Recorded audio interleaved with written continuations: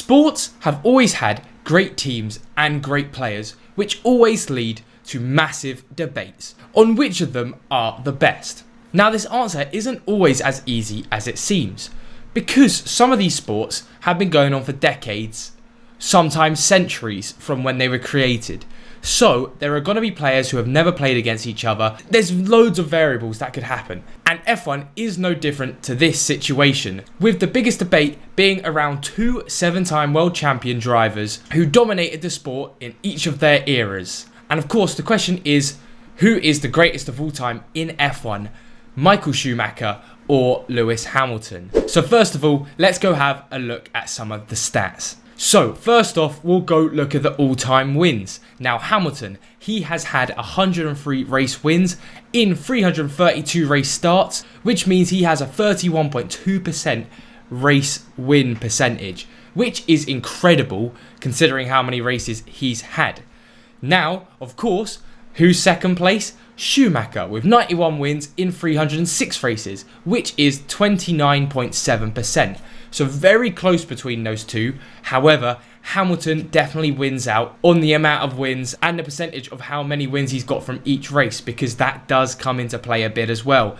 Because obviously different eras, different reliability, different issues, different drivers. Basically, the percentage, I think, is worth looking at more sometimes than the actual race wins. Editor's hack here, and it's just basically because the length and races on the calendar do drastically change throughout history. But that means Hamilton takes the first point in looking for who is better. Now for most consecutive wins, Lewis Hamilton has had 5, and that happened in 2014 between the Italian Grand Prix and the US Grand Prix, which would have been Circuit of Americas at the time. And of course, with Schumacher, he's actually done 7 race wins in a row, which happened in 2004, and it spanned across the European Grand Prix to the Hungarian Grand Prix. Not too shabby. Of course, we all know that actually both of them aren't even in the top 3 for this category, but it's still very much something I'd like to look at, and Schumacher definitely wins out on this stat. So it's 1-1. Now, a stat that not many people look at, but I think is crucial into figuring out just a domination of who is better and who is worse, is hat-tricks they've had in their career. So this is pole positions, race wins, and fastest laps. Now again, a bit of controversy, as of course Hamilton in the latter stages of his career, he's going to want to push for those fastest laps because you get an extra point. And in the point system Schumacher was in, you don't get an extra point for getting fastest lap, so technically there was no reason to get the fastest lap. However, this didn't slow him down. Hamilton has had 19 hat-tricks over his career, while Schumacher is top of all drivers with 22 hat-tricks in his career, which is fantastic. Now, another stat that is quite interesting is number of podiums, and again, these two drivers are top of the list, with Lewis Hamilton having 197 podiums to his name, which, by the way, is not talked about enough, because obviously his race wins are incredible.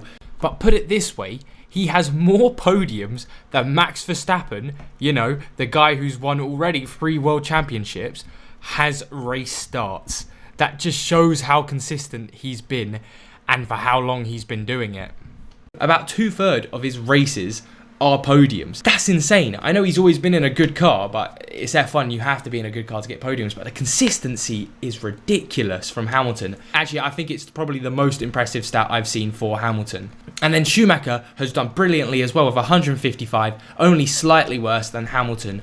But both of them, 197 and 155 podiums, they must have been getting bored of it at some point, you know what I mean? That is mental. But Hamilton takes the point, making it 2-2 equal on points. And this is why this conversation is always had, because they are so tightly matched. Obviously, you can't talk about their world championships because they've both got 7. And even when you look at the stats, they're so close. It's ridiculous considering, yeah, they crossed eras a little bit, but mostly they were in 2 completely different eras of F1. And then finally, one other stat I want to look at is largest amount of wins in a season. And Lewis Hamilton has had 11 race wins in 1 season. Now, I'm going to get on to why the percentages again are more important. And Lewis Hamilton comes out with a 64.7% percentage.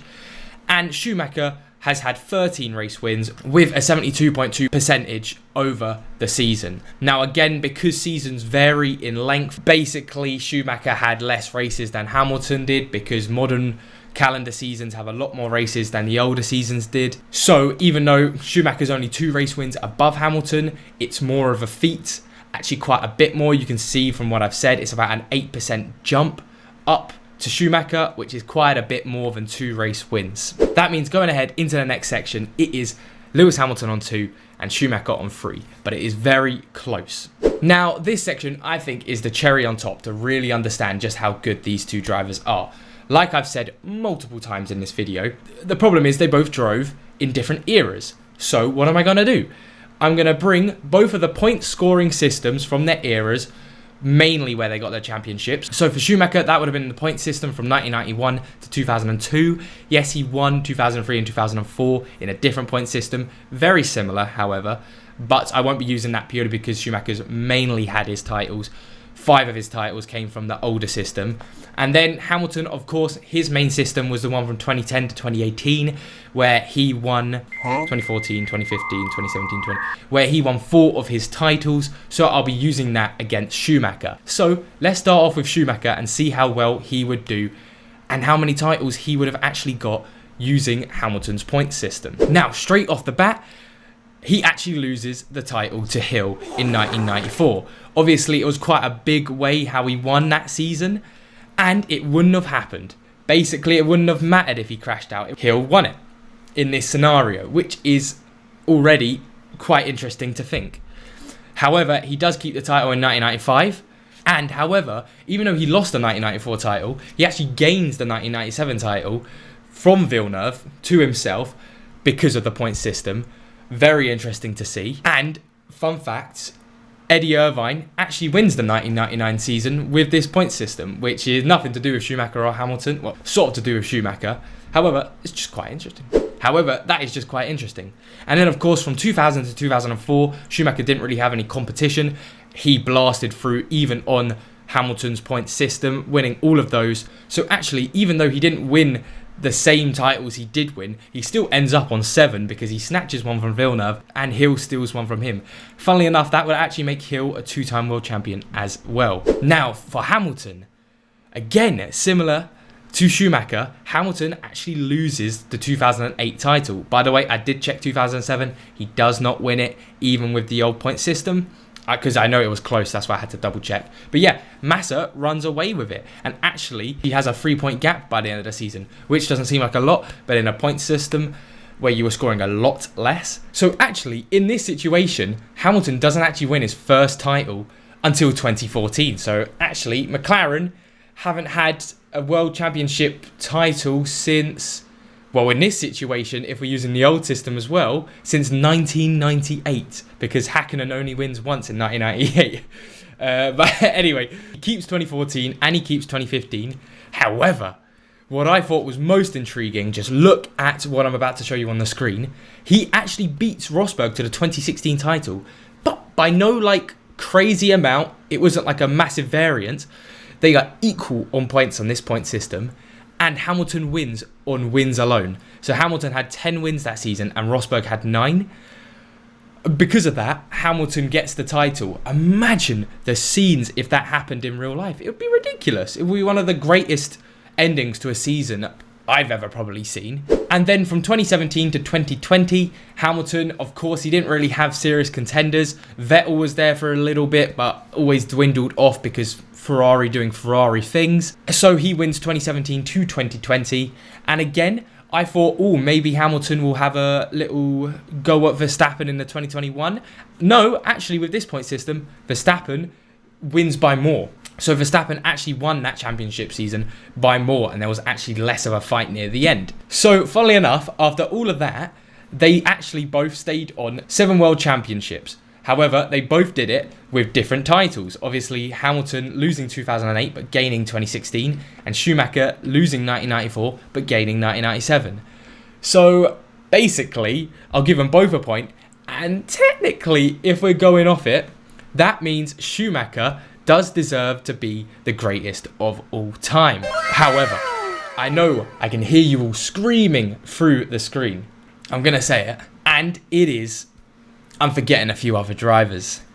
Now, it's easy on the surface of things to just say Schumacher versus Hamilton. That's the greatest of all time debate. Schumacher, Hamilton, they've both got 7 world championships. Why would it be anyone else? Well, you have the likes of Fangio. If you look at his race wins, I'll show you the stats now. His percentage is ridiculous. It's about 60% race wins. Mental. 5 world championships back in the 50s. Insane.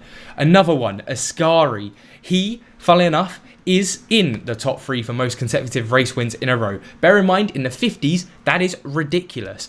I believe he's one of the only Italian drivers also to actually win for Ferrari, the Drivers' Championship. Again, sadly for him, he died in 1955. What could have been? Ascari could very much be a contender for greatest of all time. If you look at the stats the way we do with Schumacher and Hamilton, yes, less world championships. But if you look at the stats without the world championships, he very much could have been the greatest of all time. Again, sadly, with drivers like Senna, how many world championships could he picked up? Everyone thought he was one of the greatest of all times. Even names like Prost, Jim Clark. I could yap on about this all day, but I'll leave that discussion down in the comments below. Please like and subscribe if you did enjoy this video. Who do you think is the greatest F1 driver of all time?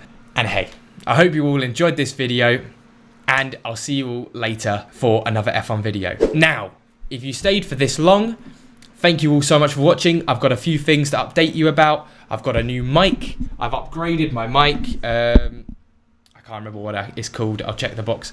I upgraded to a new Razer mic, so hopefully, I haven't edited it yet, it should sound a little bit crisper. Hopefully, because my other mic was a cheap, like £25 mic. It did the job, but I was like, I think it's time to upgrade. And January, you know, new year, new me, all of that bollocks. This is the time to do it. And then I've got big ideas starting for this season. I won't get into it too much. However, I'll probably want to start some watch-alongs. So I don't really know how to stream, but I'll start streaming watch-alongs of the F1 because it's official that... Because for the first time, I'm actually buying the F1, like Now TV, whatever subscription. I can't tell you how I used to watch the F1 races, I don't think, on YouTube. But I'm pretty sure everyone knows how... I was watching F1 races live. But yeah, and also, yeah, basically I was away for 2 weeks because I was back home for Christmas, but now I'm back ready to make some more videos. So anyway, hope you all enjoyed. Have a great rest of your week. And for anyone who stayed this long, you're a real one. In a bit.